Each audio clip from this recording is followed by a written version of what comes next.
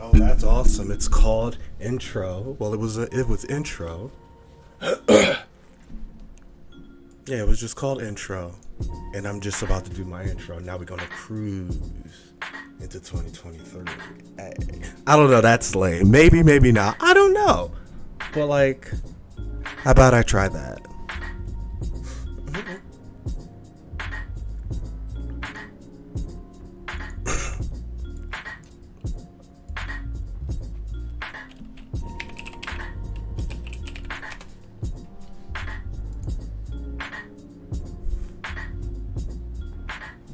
So stupid. Let me see something.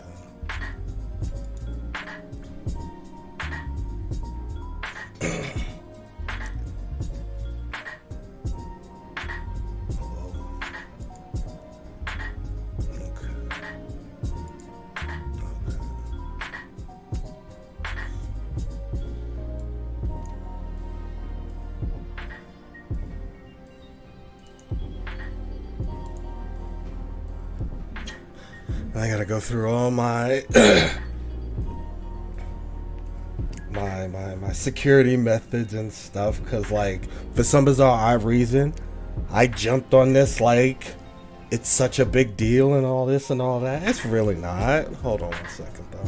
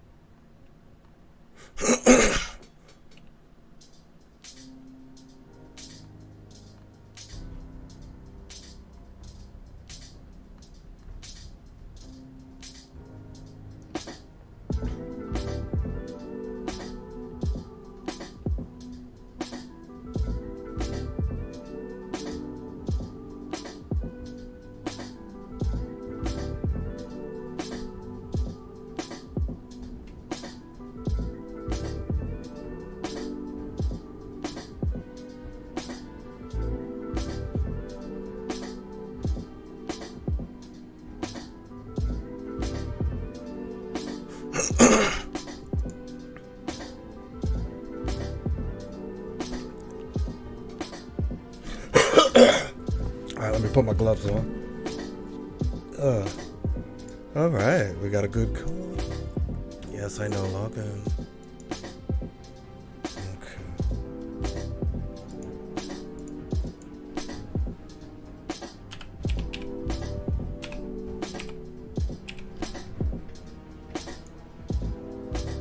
And we're in.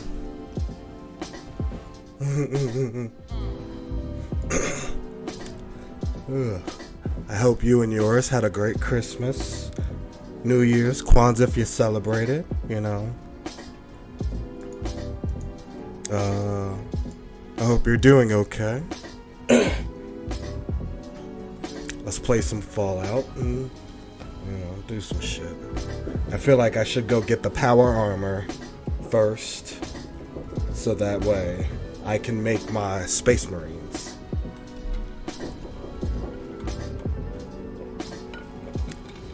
And then we might get drunk while I eat and play something else, or just play this. I don't know. Hold on for a second. What?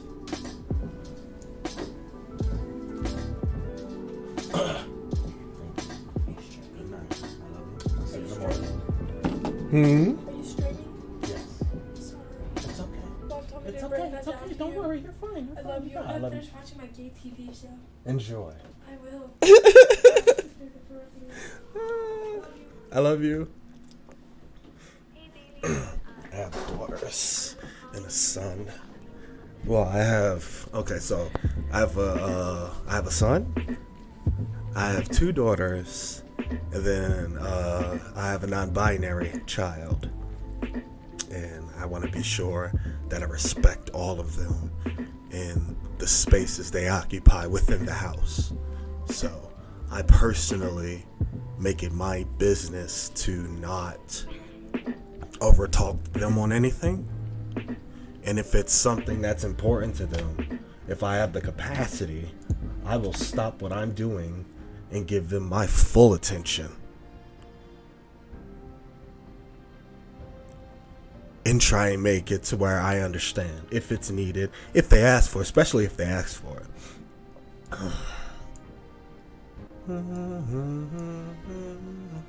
Okay, so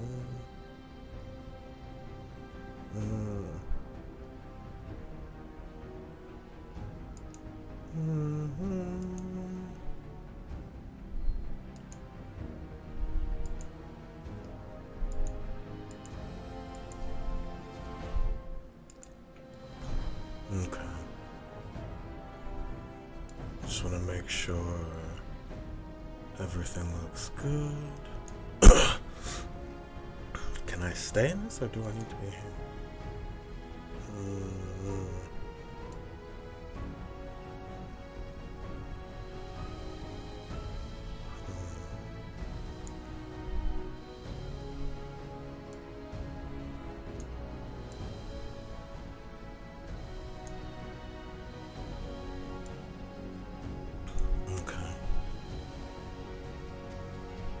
Okay.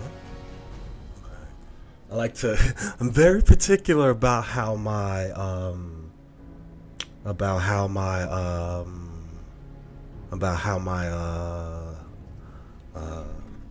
you know what? Why don't we switch to a chat screen and you can just eat with me?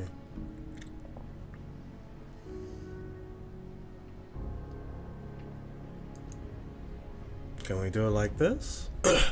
Yeah. Yeah. Let me.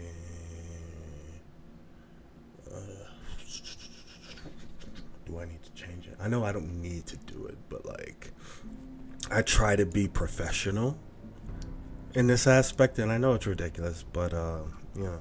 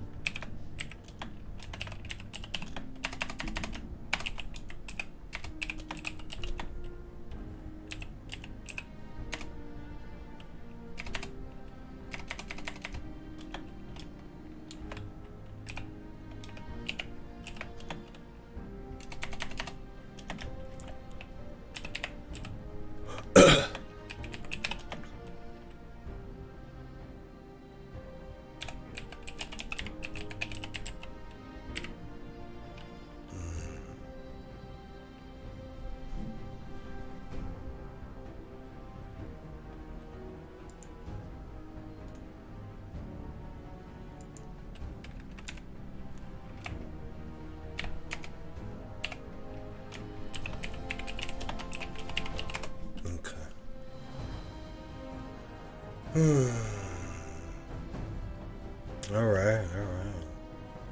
So.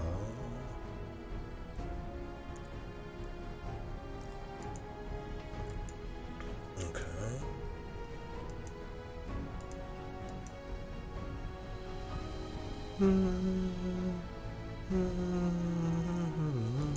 Ah, yes. Okay, here we go.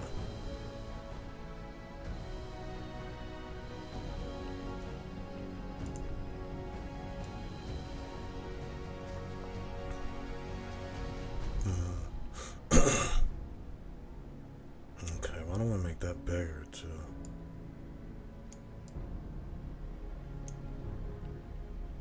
Okay.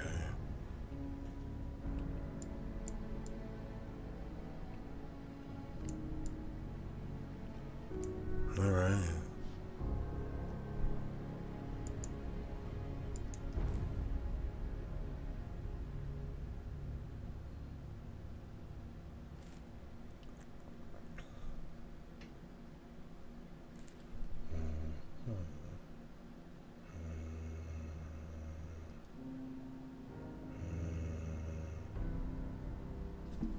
Let's see, what do we do while we wait, huh?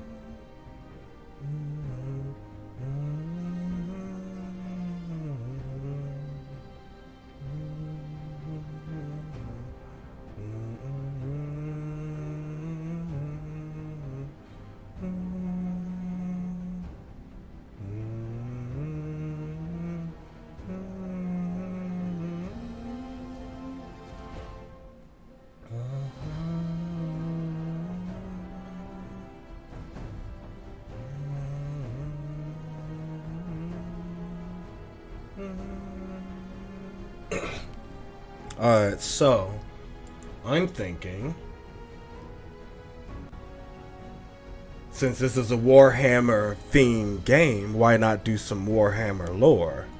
So, what I would like to do, what I would propose is we extend a lore video and lean into somebody's expertise. Okay, so this creator, I want to figure out a way to get them included.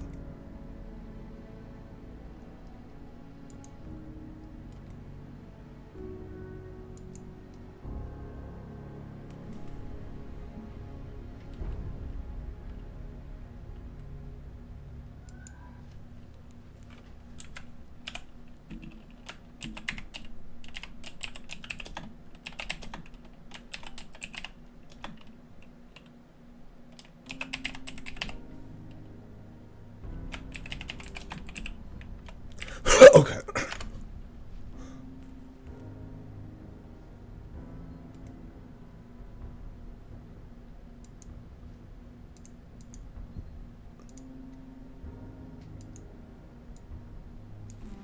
Okay, let's get this extended. I gotta get this. I want to make sure I do this right. Okay.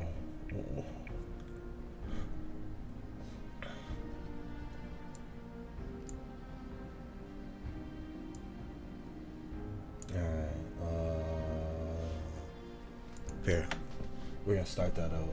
We get the PIP out. We'll deal with that later.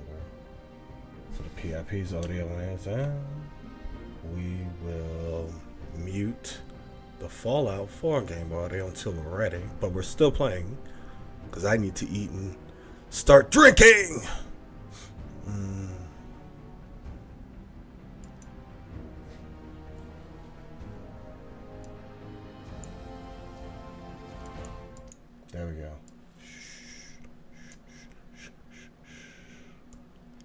do some research into how to better RP this type of game. Because, like, ultimately, that's what I want to do. I want to teach myself how to RP. And I want to teach myself how to RP in the capacity of this type of game. I don't know. It could be just, like, something for me. But, like, I think it's a good idea, you know? Let's give it a shot. Let's see what happens. I mean, the best thing that could happen is people like it, you know? Plus, I like the idea of being able to do gameplay and stuff to where you could fall asleep to. Like, you may have to attend with the occasional explosion or me cussing, but I like to be calm, maybe, or try to. I don't know. And anything's possible. Or, like, at the very least, these are just like little excerpts of things that are on my mind as I stream at night, during the day, whenever I come online. Like, I don't have a purpose in this. Like, yeah, it's cool, but there's a high probability I won't make anything out of it, because it's just that it happens or it doesn't happen. Let's be real. I like that. Do you think that's good? There you go. And you know what? While I'm here, let me make sure I slap that subscribe button. Bam. What I like to do and what the idea is to make a modded playthrough of this game to be as lore accurate as possible, but within the realms of the game and the universe and the engine. I know it's silly, but, like, why not? You know? I don't see why not.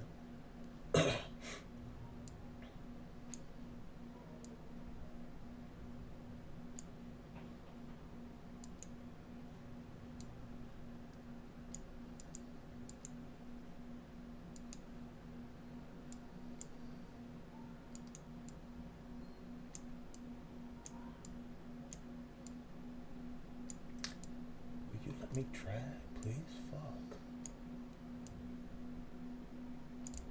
Okay, good. There we go. Jesus Christ. It was just being like... But then again, I've got it on multiple layers, and then it's... I don't know.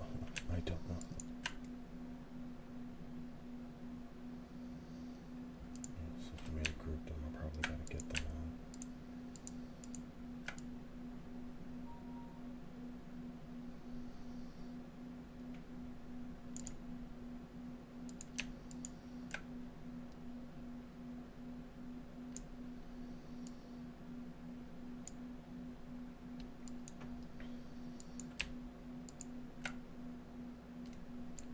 There we go. And they're good. Ooh.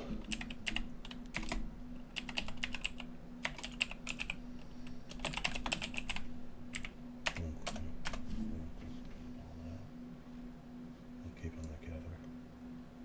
There we go. Yay. And then you can make it bigger. Like, how about I put it here? And just or here. Yeah. No, that's not gonna go off the screen. Actually, it could cover up me if it wants to. I don't care. Yeah. No. I don't know. It doesn't matter ultimately.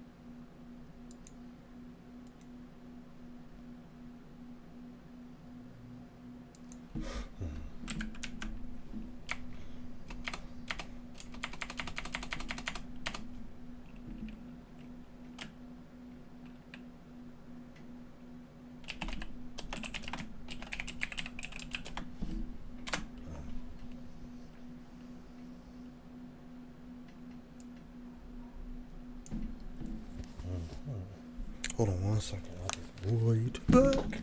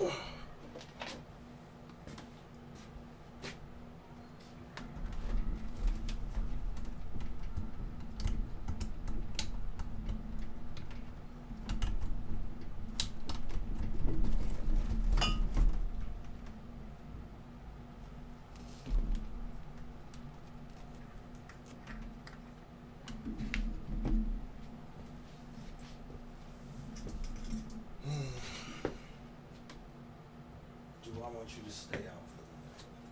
That's the question I have in my mind. I am going to keep you there until I don't want to anymore.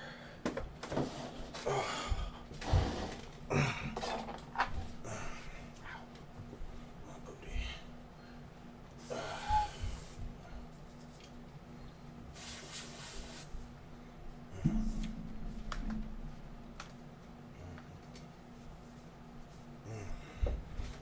Oh shit, that's my sockets.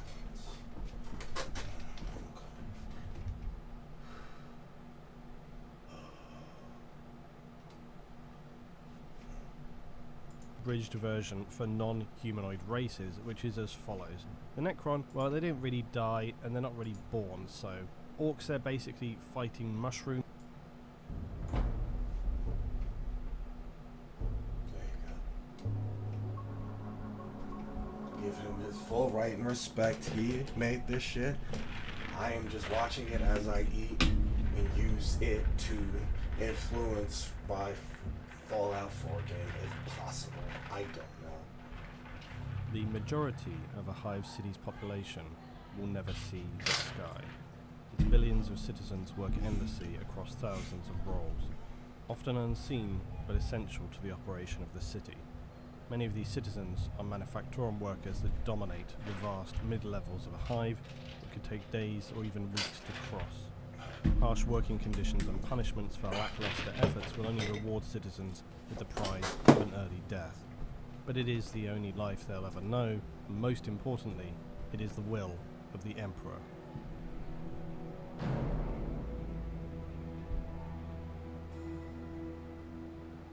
So an interesting topic that often arises when people begin to think about the Imperium and life in the 41st millennium is the process of replacing the vast losses continually counted by humanity and other races as well. And this will focus today mainly on humanity, as the other races are even less well defined but also much simpler when it comes to birth and reproduction, but this is not something well documented in general, so it's very open to loose interpretation. The too long didn't read version is that it's one of those things in actuality in 40k that's not as exciting / harrowing as you might think. Okay, so And to bring in the new year, we are going to fucks with a barefoot Fruscato watermelon. Oh, this looks like it's gonna be a fun fucking night. It looks like it's gonna be a fun fucking night. Heck yeah. There we go. Ooh, that smells delightful. I'm being silly. So first off, let's look at the There we abridged go. version for non-humanoid races, which is as follows. The Necron, well, they didn't really die, and they're not really born, so... Orcs are basically fighting mushrooms that are grown from spores. Eldar are a dying race, and so have very minimal birth, similarly the Dark Eldar. Tyranids, they're born as necessary from weird egg sacs or live birth or whatever, it's just very Xenos. And then finally, of course, the stupid Tau. Now, that's a joke, by the way, blacks. People still don't get my faux hate of the Tau, and that it's an ongoing joke for me. But the Tau, their lives are comparably peaceful to much of the galaxy. We know little of their reproduction. They do have mating cycles, and we know from Imperial biologists' dissection of a female Tau that their reproductive organs are described as being similar to humans. So it's logical to assume that the Tau actually reproduce not entirely dissimilarly to humans and on a comparable timescale.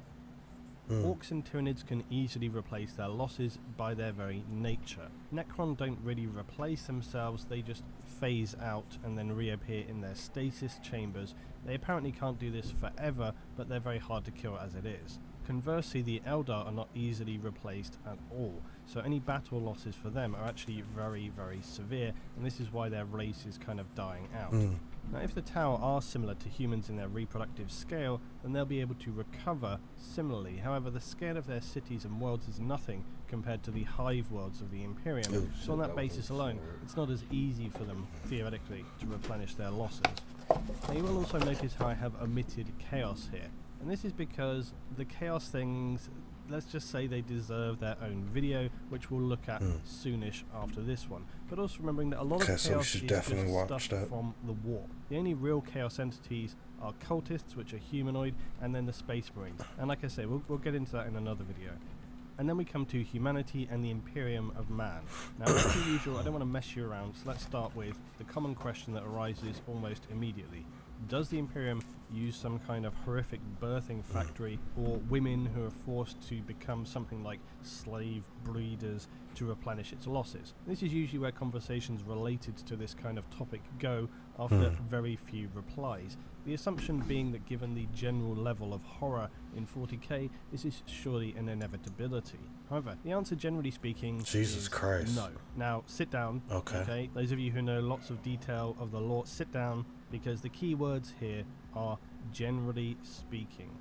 The Imperium does not commonly have vast birthing factories where women are press-ganged into some kind of battery hen life of forced insemination and chemically induced faster reproduction for birthing hive workers and Imperial Guard recruits. Potentially there are such places that are vaguely alluded to as existing, but generally speaking, this kind of thing is not an established practice. It wouldn't be accurate to say that this is how things are. And it's not for any ethical or moral reasons, but more for the boring reality that it's just not necessary.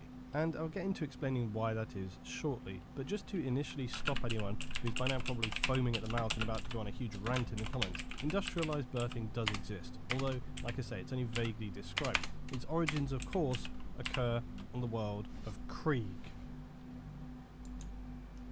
Now, the inhabitants of Krieg, home to, of course, the famous death core of Krieg, keep fairly quiet their use of something referred to as vitae wombs. It's not particularly clear what exactly these vitae wombs are. Some speculate that they enable a process of cloning, except this is not noted anywhere, and it's not very likely, because producing healthy and stable clones seems very advanced genetic manipulation for a heavily damaged world like Krieg.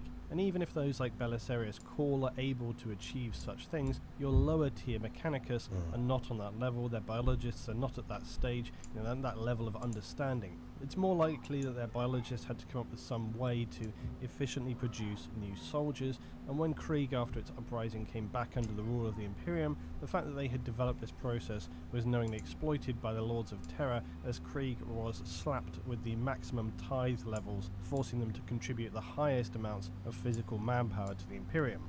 Krieg as a world and society already walks on the wrong side of the line when it comes to ethics, and so its attitudes to reproduction are no exception. Additionally, things like eugenic policies are known to be implemented there, and their cities churn out new humans just as factories turn out new rifles. Vitae wombs are the mechanism by which they achieve such things, but they are essentially unknown of outside of the ranks of the adeptus biologists. But even within their own cult, they're seen as dangerous and abhorrent by many in the Mechanicus, and this likely is a result of typically conflicting sub-factional beliefs, not dissimilarly to the ecclesiarchy and the Inquisition. The true nature of Vitae wombs, though, is not explicitly described to us. However, the fact that they are described in part as wombs is suggestive that this incorporates a natural combination of DNA to gestate an individual, but that elements of the process are considerably artificial in nature. Now, your imagination runs wild thinking of what this could be. A Vitae womb could be anything from a simple cybernetic birthing chamber to actual wombs that are harvested and then somehow incorporated into mechanical devices to enable ongoing battery farm birthing.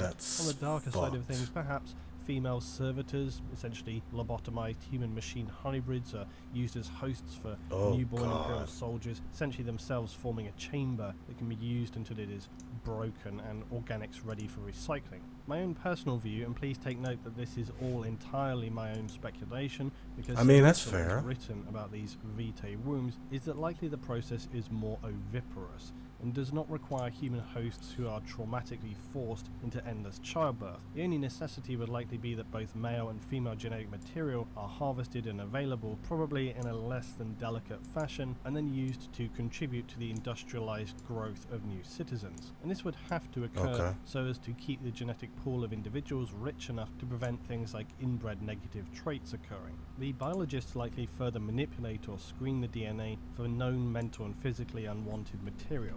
The actual growth and birth process I envisage as being more akin to the way the shark family reproduces, like I say, more oviparous, whereby individuals are grown by means of an exterior egg sac, essentially a floating womb that is outside of a person. And it's this that would be constructed from womb-like organic material. Hundreds of individuals, thousands, strung up like a meat processing factory, injected and monitored for abnormality, any flaws or weaknesses, leading to them being instantly flushed and reprocessed for their organic matter. Once they reach a state of full growth, they are unceremoniously dumped onto a cold metallic floor with drainage to allow amniotic fluids draining away. Servitors would then drag the shivering newborn humanoid of likely, say, a late teenage age. Maybe they arrive already kick-started with some learning and information. Like, that's crazy to think about, though.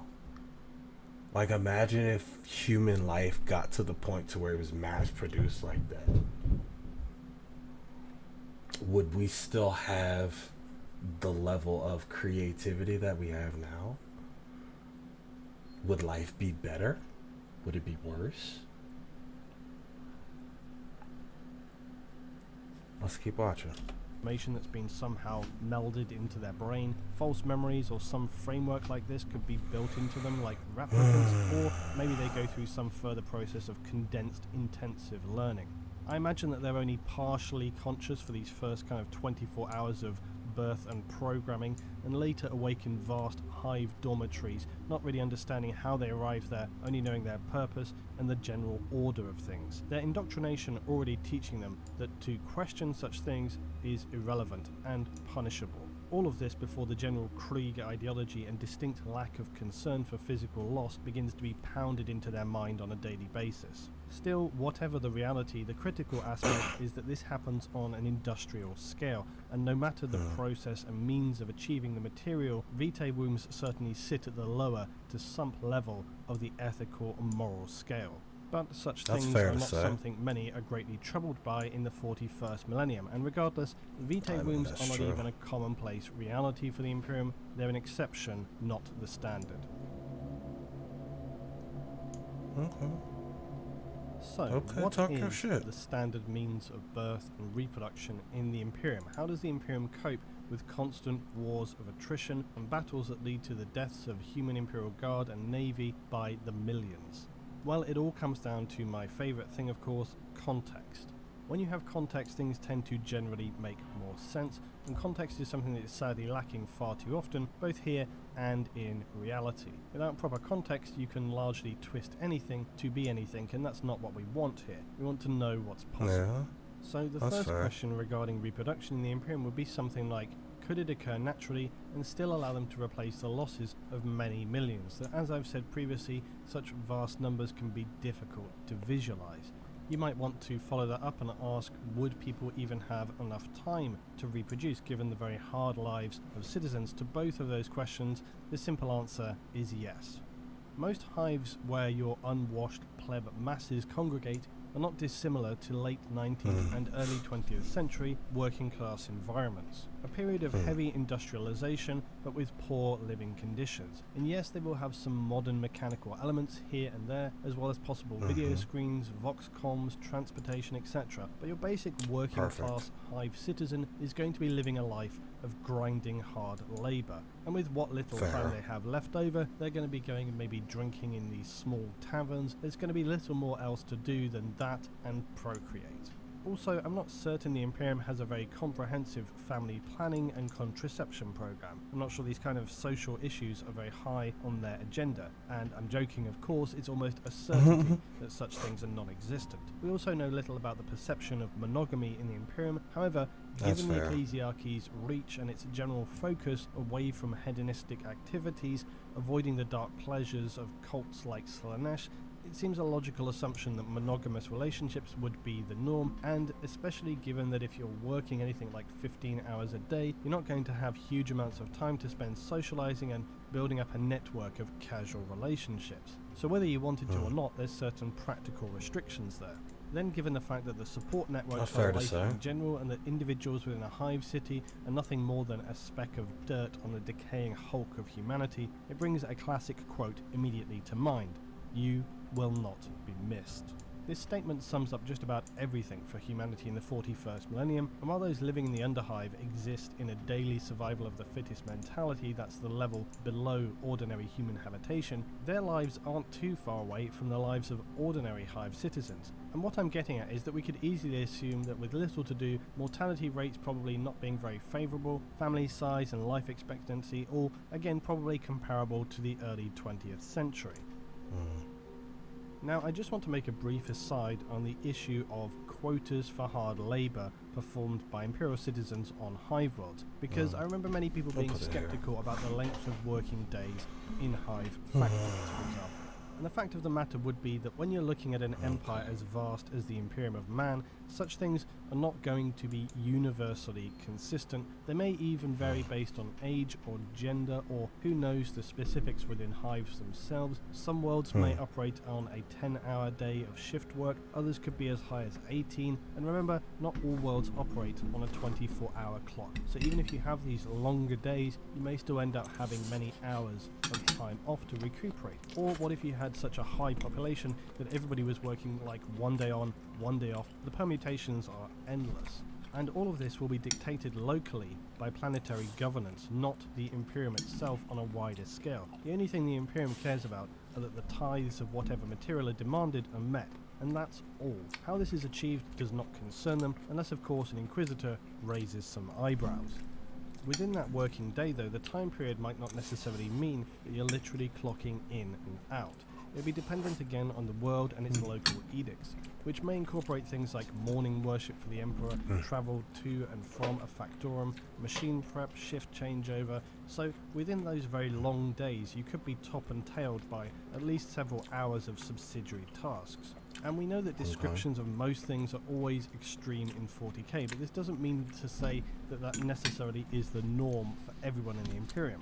So I think it's fair to assume that unless you're working within a particularly extreme planetary regime, there will be at least some minimal time assigned to workers to allow them a modicum of social time. To not have such things makes little sense. The life is already hard for an average Imperial citizen, especially on a hive world, but they're not penal workers. It doesn't mean that they have an easy life of luxury or leisure by any means, but they will still have some small crumbs of personal time to just scrape together the basics of human life, just enough to provide prevent most people from losing their minds, and also just enough to maintain the workforce, because at the end of the day, the planetary governors, the hive nobles and so on, they're interested in making sure that this stuff keeps running so they can enjoy their lives of luxury. So driving your workforce into the ground, making them go crazy by just working 20-hour days or some insane stuff and they never get a break, they want the population to have a natural population increase and change and turnover. They want to make sure things stay stable and stay running. So again, trying to make sure that your citizenry work as hard as they possibly can, but at the same time still are able to exist and live as humans is important and what it's all about. Now with that said, let's return to the idea of replenishing losses. It should be fairly obvious that for humanity this is not too big of a problem, because if millions of individuals are lost in a battle, whilst this is not something anyone wants to see and is appalling, we can consider that on a generic hive world of the Imperium, a planet will commonly accommodate between 5 and 20 hive cities. That's on one planet, and that each of those hive cities will contain anywhere between 10 and 100 billion people. Hives are not a generic size, they vary greatly. So while the losses of the Imperium in these massive battles are heavy, they are entirely contextually tolerable. And in fact, even beyond that, this sheer abundance of individuals has largely dictated the Imperium's approach to war. The Imperium does not really value the worth of individuals, not unless you are, say, an Astartes, a Princeps, or some other high role of major importance, like, say, a navigator. An ordinary citizen is worth little to nothing. You're not a beautiful, unique snowflake. You are the same decaying, organic flesh matter. No one other than maybe those in your immediate circle of fellow humans will ever give you a passing thought for your comfort, your desires, or your suffering. And it's because of its vast resources in terms of manpower that the Imperium leans into treating its own citizens more like ammunition than actual soldiers. Despite the tales of glory and honour, when you detach yourself from that and stand back, the Imperium's approach is generally not an elite spec ops surgical strike approach to war, and I would go as far as to say it's even more clumsy than a sledgehammer. It is sheer blunt trauma. Its approach is about as refined as bludgeoning your enemy unconscious, and then while they're lying there helpless, you pulp their head with a giant rock. That's about the level of sophistication and morality humanity operates with in the 41st millennium. And yes, they have shiny warriors who rattle off poetic quotes about honour and so on, but these are figures who are immersed in war. They are literally gods of war. So for everybody else, there's really nothing graceful or elegant about the way the Imperium wages war. It's more likely that they'd be seen implementing orders along the lines of charge into the enemy until we clog their machines with our dead. Tactical plans that are basically just throw enough manpower at them until the enemy run out of ammunition. This seems a little harsh. There are many masters of war in the Astartes and the Imperial Guard, but it's not harsh by very much. Not if you were to compare them to, say, the Eldar or the Tau. And that's not just me speculating either. There are many appalling examples of absurd human battles, like, for example, the Proletarian Crusade. Too many battles that were just barely won by sheer gritted teeth, or just outright dumb things, like leaving guardsmen to die in a desert because they were unable to keep up with their arrogant superhuman Astartes leaders. They probably didn't see their day going that way when their Lords of War initially arrived. So while tactics and experience play a role for the more elite forces in the Imperium, your average human soldier is going to be fighting a ground-pounding war of attrition and little else. And that's because of, not despite, the vast numbers of humans available. Now, while this complete lack of empathy on the face of it seems reprehensible, I would put it to you that this is entirely fitting and is in fact reasonable for a human civilization existing which has regressed so far in the darkness of the 41st millennium. And let's keep it real, things weren't much better during the First and Second World Wars in the 20th century, so I might sit on our high horses tutting and going, for shame Imperium, how awful, everything's so bleak in 40k, how incomprehensibly massive their wars are. To that I say please. The level of apathy for human life displayed by the Imperium is almost, if not definitely, existing right now in the 21st century. The Imperium is just less disingenuous about it. So I'd say it's certainly easy for us to see why such low regard would be given for human life in a place as nightmarish as the galaxy of the Imperium. Not to mention the fact that often there's little choice to be made. It's a case of, look, what do you want to do here? You have two choices: throw enough people at the problem or be exterminated.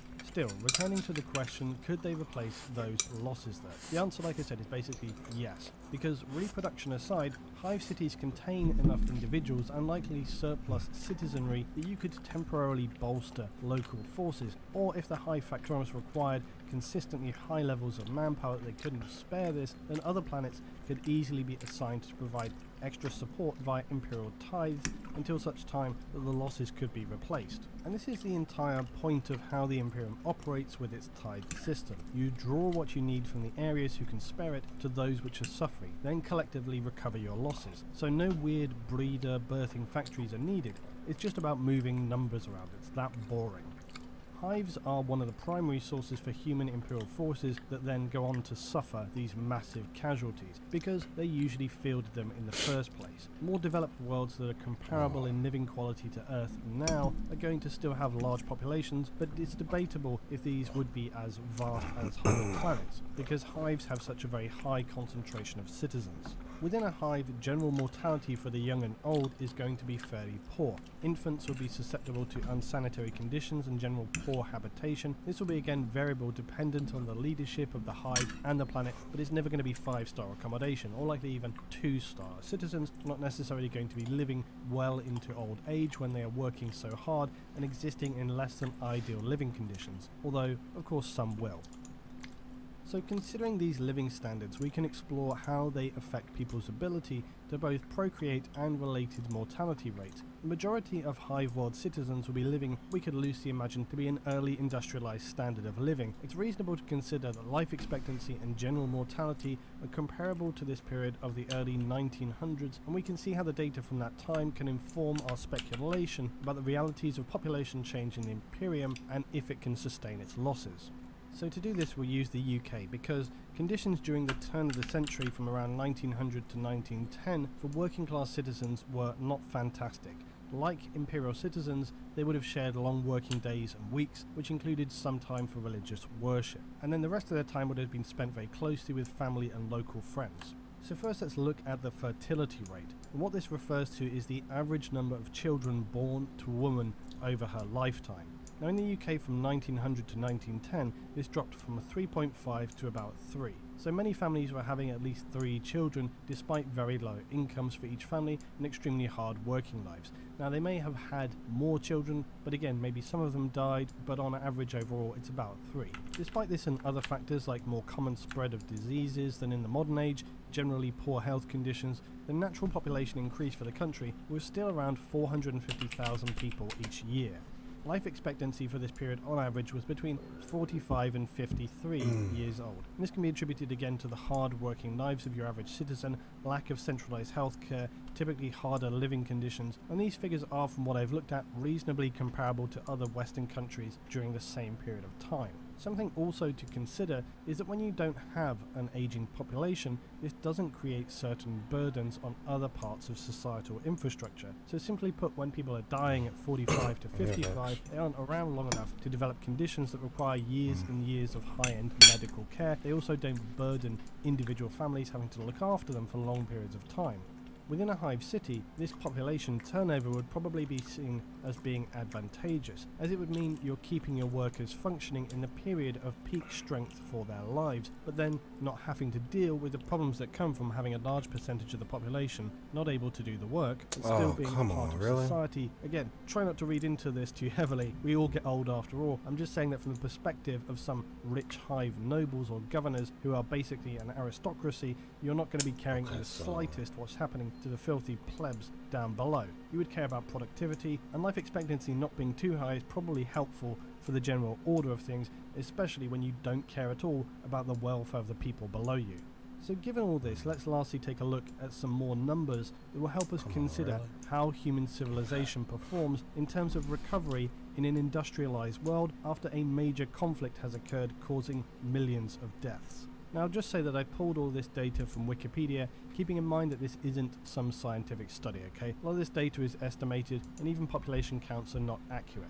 Luckily, I'm not publishing an academic journal here, we're making some speculative thoughts about a fictional future reality. Also, I suck with numbers, so whatever the specifics, the general point is still good regardless. So what we're looking at is, of course, World War II. It's very much the most obvious example of a war that caused catastrophic loss of life, measured in the millions across multiple regions around the world. We're looking at the rough populations before and after to give us an idea of how well humanity can weather and recover from severe losses. Losses that are worryingly comparable to those suffered by the Imperium in the 41st millennium, it has to be said. So I'm using 1939 as an initial marker date and starting with the country which had the highest population at the time, which was China. They were estimated around this time to have roughly a population of some 510 million people. And during World War II, it suffered military deaths of between 3 to 3.7 million. However, its total deaths as a result of other factors like famine and military operation are estimated to be between 15 and 20 million people. And bear in mind that's over the entire period of the Second World War, probably extending up to the late 1940s. The Soviet Union, or Russia, is a difficult one because of its adjusting borders throughout the later part of the 20th century. So I didn't use the World War II page for this reference. I used the Russian demographics, which showed it as having a 1940 population of some 110 million people. It suffered military losses of between 8 and 11 million, and a total loss of life, considering your other factors, between 20 and 27 million people. The UK had a population of 48 million and suffered military losses of 383,000, including civilian losses and contributing factors. This came up to around 450,000. The US had a population of roughly 131 million. They suffered military losses of 400,000, and their total deaths, including civilians, was 419,000. And Germany had around 69 million people, military losses of between 4 to 5 million. Their total loss of life was near 7 million. That's crazy how you can put it together like far that, beyond what we can easily imagine in any real terms. But despite many of these countries suffering such high and tragic losses of life, as well as severe damage to infrastructure and the obvious problems economically in recovering out of a brutal war, all countries' recovery in terms of population post-World War II is actually surprising. Some fared better in terms of population growth because other factors play a role in birth and death rates, but on the whole, all were positive year on year.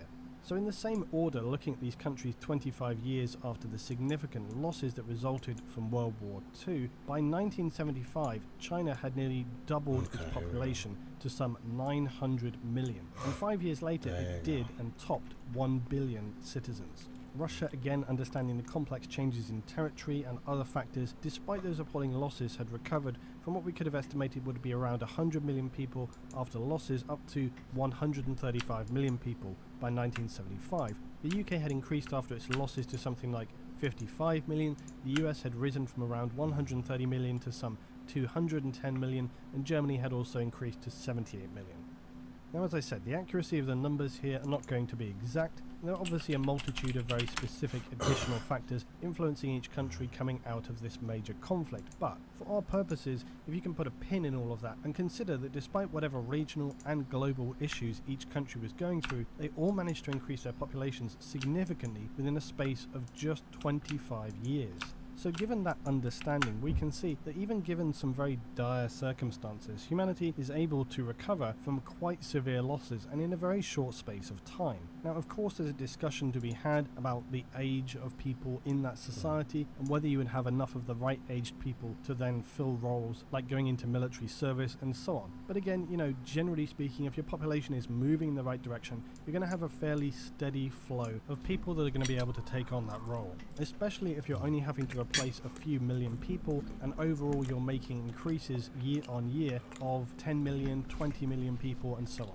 Which if you look at that data for say somewhere like China, and then we were to scale that up to a hive city size, you can see just how many people hive cities would be able to turn out. And consider that typical engagements for the Imperium's human fighters may not even take place on hive planets. And if they do and an Imperial victory is won, it could even be centuries before another conflict occurs. Even if something did occur sooner, humanity would easily be able to field from one hive world enough new fighters to generally defend itself. For example, the period between the First and Second Armageddon Wars was around 450 years, more than enough time to replenish the millions of fighters lost in defending it the first time around. Now, it wasn't a great result, but the general principle is they can easily recover most losses that are incurred. And it is a bit of a generalization, and generalizations are bad, but I would say that if the Imperium, despite suffering massive losses, is able to usually then defend the world, except in very extreme circumstances, it would usually have enough of a period of grace to then recover its losses.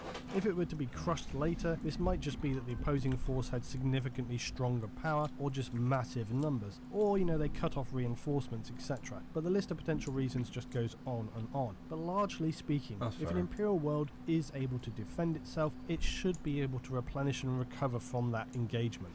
So when it comes to life in the Imperium, it's not all a horror show. Some things do bear a resemblance to human existence as we know it, albeit still a grinding and physically ruining one. And there are always going to be weird and extreme circumstances, events, processes, experimentations. Joining things like penal colonies and servitor conversion are not going to be high on people's to-do lists, but for your average pleb, work hard, pray right, have some offspring, and you've served the Imperium well enough. I'll be looking in more details at Hive Cities soon, as this needs to be a precursor to another project, but suffice to say the Imperium does not require horrific breeder factories because it's so vast it is sustained by the complex scale of its trade and ties networks. The Imperium of mankind, as fragile as it is often described, is surprisingly resilient. It can take blows and lose millions, even billions of fighters and citizens, but still replenish its ranks from the trillions of humans across thousands upon thousands of worlds in the galaxy. This isn't to say that by any means the network transfer of materials is anything that you would describe as being stable. Human error, greed, accidental catastrophes, and just the oddities of warp travel can and regularly do undermine the effectiveness of supporting trade and material transfer. That makes a lot of sense, though. The grinding agony of Imperial bureaucracy.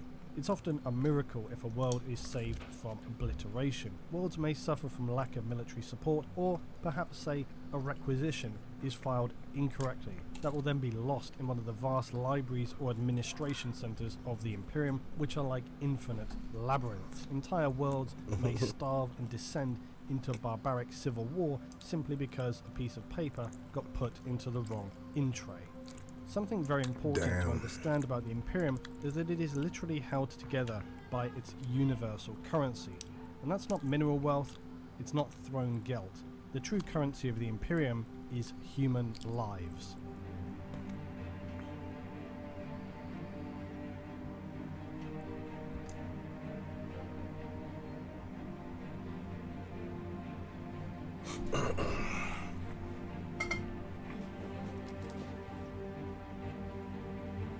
What? I have an announcement to make. 29 minutes until 2022 is over. Okay. Slay. Good. Good. I think you're drunk. I love you.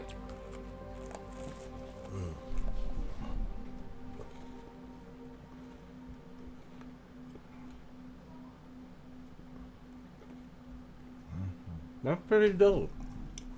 Respect. What else we got? I'm sure you know about. Go ahead, do your thing. Today's video is brought to you by Audible.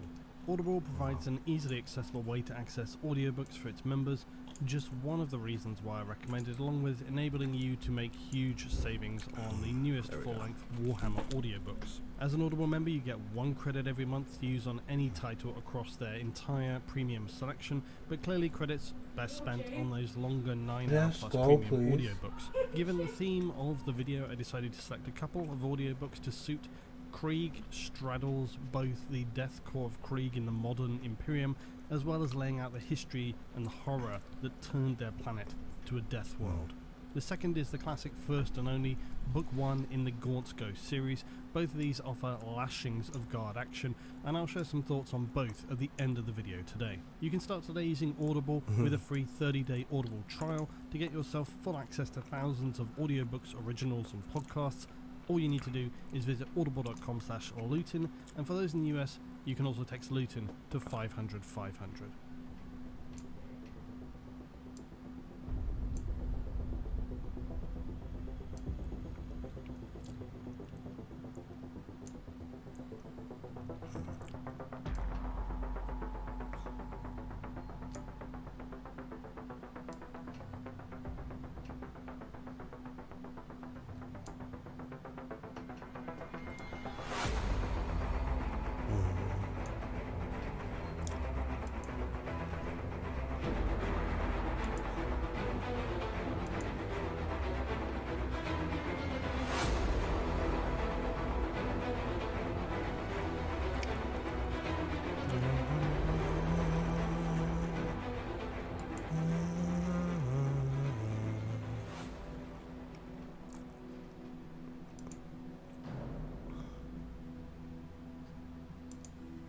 Now, on my pending list of dedicated breakdowns to make, the Imperial Guard are still up there, along with those sisters and yes, the Astartes, and we'll inevitably get to speaking more about the Guard in a more general sense later. But as you may have sensed over time, my content delivery plan is, let's just say, chaotic. And don't overthink the use of that term. I already got sent a mystery box this week by the Imperium.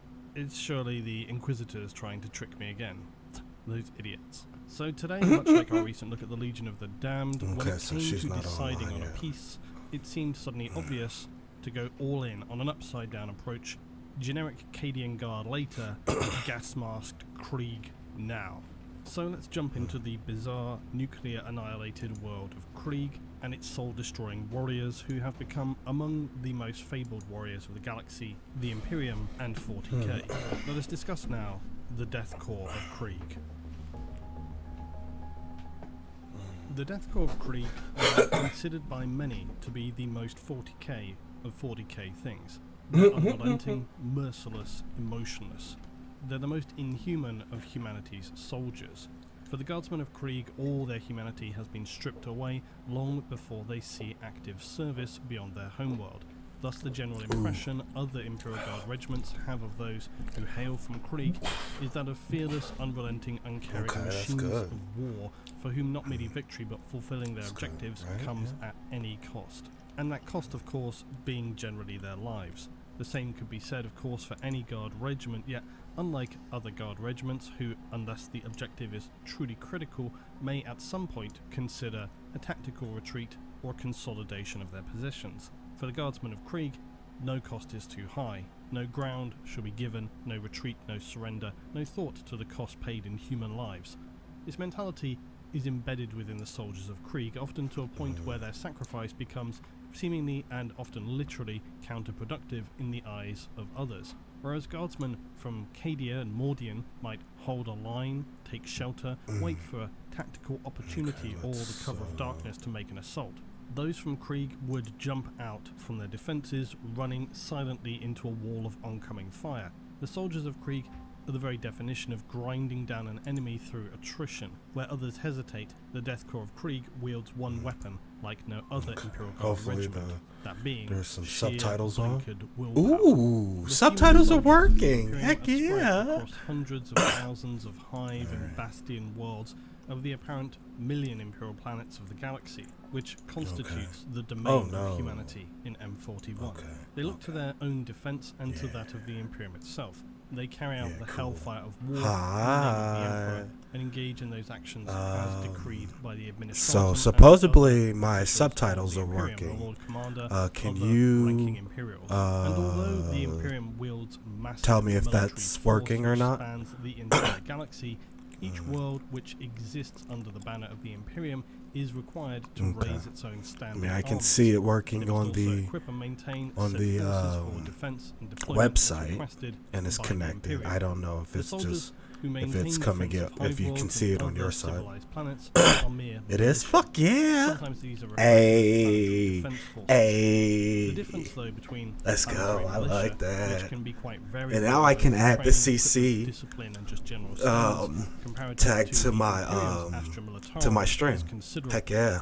For those required for service in the Guard as decreed by the Imperium, demanded by the Imperial Tithe or campaign I will send you the website. Those of a planetary militia or draft will be called into service. For many, this means their lives will be changed forever. If you look on my stream page, you should be able to find the link that gives you it, but or of course, if not here, members who proliferate all areas, but that of the more civilized levels of those worlds. Yeah, and of try course, the that. anonymous but slightly more capable grinding industrial workers who trudge back and forth in their lives of heavy fabrication and servitude, whose sole life goals are likely a few more credits per month, a warmer hab cell, perhaps even a slightly larger hab cell. But careful now, such fanciful dreams are surely the path to damnation. Better we keep our minds on our work. Too many thoughts, dreams and questions surely invites the curiosity of supervisors, enforcers and ecclesiarchy observers. Many within a hive city will of course have seen some small sense of combat in their lives, Hive cities are brutally... Hey, I get to given add places closed easier for the captions. more Hey, I for love those it. who cannot stand up for themselves, they're sure to be devoured by its darkest corners. Even then, a decent sense of survival and the ability to take a few punches is not nearly enough to serve within the Imperium's Astra Militarum. Although, of course, in saying that, for a lot of people, they're not going to have a lot of choice one way or the other, because when drafted, those anonymous dregs of human detritus will be taken and reforged as soldiers of the Imperium, equipped with all they'll need to serve. I'm my first glass of wine in. I'm about to pour my second. Of the largest of all Imperial armies which exist in M41. Hey, We march to the endless let's wars go. against the traitors, the 20 heretics, minutes and the till Xenos, this bitch under is the over. Galactic banner of the Hey, Imperial Mankind, let's go. the Astra Militarum, the Imperial Guard. All Imperial soldiers are, as noted, equipped. At as midnight, I have to go fit pinch for my Imperial Guard. daughter's At a base cheeks, level, my youngest this merely daughter's means being cheeks. issued with the required standard gear. But the Imperium is large enough that it can, of course, accommodate localized specific weapons and apparel. For the lucky few, those in systems near to infantry specialized forge worlds, they may have access to more refined personal weapons, for example, and be trained in their use. Consequently, some worlds may field highly specialized units wielding some of the best infantry weapons the Imperium can offer, carrying, say, plasma guns, melter weapons, other support weaponry. Upon other worlds, while they may be given the default weaponry of what some would consider the baseline soldiery for the Imperial Guard, the environment of their worlds may dictate other standard issue items. Obviously, on a frozen world, being just issued a standard Cadian gear isn't going to be enough to weather the sub-zero conditions. Similarly, on a jungle death planet, squads having access to additional scanning tools may mean the This is going to be the last video and then we'll start playing. For the soldiers of Krieg, their respirators are not merely worn for intimidation, that is part of it, but they're essential for those who have learned to fight upon one of the most inhospitable worlds within the Imperium. Their trench shovels are an integral part of their fighting doctrine as well. When brought into close combat, these are surely as lethal as any Katashan machete or Mordian bayonet. Of course, in theory, should any forces found to be lacking or wanting in any regard, regional commanders or planetary governors should likely be stripped of their positions, their families disgraced, and in the most egregious of examples, additional censure or other punishment, sometimes in public, designated by the powers that be, the Inquisition, Administratum, or the Lord Commander himself, although pretty unlikely. But all of this is just in theory. In actuality, I'd consider it a safe bet that within many campaigns, regiments go to battle with second-hand equipment and just whatever is to hand. For the veil of propaganda is both blinding and suffocating within the Imperium. Whatever we may presume is the standard operational fare for the many thousands of humans pressed into service, the chances are it's far from the truth. Sometimes better, but far more often worse. The Imperium wields some of the most devastating. So I think best to just find out they were raised to be rid of the world. Those at the surface level may have a chance of saving the world. Yet for crowd accepted, and this is why Yerton and the Archmagos had decided to explode them in a manner that would devastating explanation. General Kraus is even one of the weapons for the loyalists to flee. Suddenly the door blows down. It's claimed by every soldier ever to apply themselves. Some suggested even to commit to a civil war without exhausting and within Hive and more into their own militias. He did what had to be done, that he saved the people of Krieg by committing great sin himself. He did his duty. He brought people back to the light of the Emperor via the tools gifted by the Master of Mankind. Those tools were, of course, I fucking the forgot where I horrifyingly was at. powerful atomic weapons of the Dark Age of technology. It's relevant that earlier we noted that within the Imperium, much of the unending war of the far future is in fact fought among humanity itself, and so the fall of Krieg came about not entirely dissimilarly to the world of Rofanon that we've also previously explored. Krieg was at one time a thriving hive and industrial world, not unlike so many other hive worlds. In fact, it was probably not especially noteworthy. Its population, like most hive worlds, numbered in the tens of billions. Its primary known hive cities were Oros, Ferrograd, Yeah, I'm thinking I'm about to fall asleep. Hive worlds, I'm kind of wanting to go to sleep.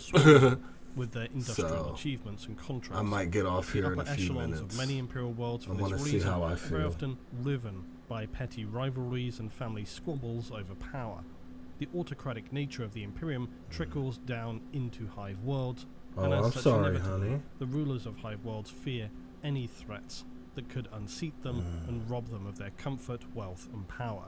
Perhaps though somewhat unusually, this led in this instance the leaders of the various Hive cities to steadily invest more and more into their own militias, creating very huge, powerful private armies that stood ready to defend the leadership of the planet against any outside threats, and of course to also limit any threats from others upon the world itself who might seek to expand their own power. The time at which this begins to become noted in the wider Imperium is when we're introduced to one Colonel Yerton, who after running highly successful campaigns against Chaos cultists off-world of Krieg in mid-M40, he's interrogated by an Inquisitor, and it's explained that the Administratum and Munitorum are growing concerned about the situation on Krieg, especially the inability to draw reinforcements from the home world. Yerton supports their assertions that he's having difficulties in gaining reinforcements himself. So Yerton and the Inquisition share similar concerns to just what is occurring on Krieg. So Colonel Yerton is ordered to return and investigate, replenish his regiment, report back. Things do not go to plan. Back on Krieg, the leaders there are becoming disillusioned with their required contributions to the Imperium and of the Imperial Administratum. Again, not entirely dissimilarly to Rofanon, who took issue with the demands made by the wider Imperium upon their world, both taking issue with their populace having to leave and fight on worlds they've never even heard of, and the appalling flippancy that is given in regard to the loss of human life. This steadily embittered outlook would create a schism in the ruling council of Krieg, as the Imperium demanded ever more resources. Resources the leadership began to argue were its to do with as they saw necessary. Translation, to defend themselves and maintain their positions of power. On returning to Krieg, Yerton sees that this cannot likely end well or with any diplomatic resolution. Predictably, shortly after his arrival, the traitors proclaim publicly their secession from the Imperium, and the so-called chairman orders any non-Krieg to leave the planet in 3 days. Yerton is already very much on the radar of the rebels. In short order, things fall apart. Yerton is contained within Hive Ferrograd, while the chairman and his military leadership are within Hive Oros. As the civil war begins, traitors within Hive Ferrograd are being publicly executed. The civilians barely notice anything has changed. They heard one day something about not being in the Imperium anymore, but now they are again under Colonel Yerton. They shrug it off and barely give it much further thought. Meanwhile, within Hive Oros, things are also not going smoothly. For the traitors of the chairman's newly minted Krieg People's Army, reports are already coming in of attempted sabotage. Small cells of resistance are also making their own preparations. In true autocratic fashion, Yeah, the I'm gonna governor go of to Krieg sleep. ordered any who I'm stand with sleepy. him to enforce a planetary Thank you for martial hanging law. out with me for a little But small while. arms fire and civil I unrest will are now be back becoming online daily at some point occurrences because I around usually am Hive up Oros. at. I'm usually up I should a note, lot. this was not a overnight, situation where any so, worship or corruption of chaos seems to have I been involved as a trigger. There's no Talk evidence to which points to y'all this. in a little bit. It's likely this alright? was merely a case Take care. of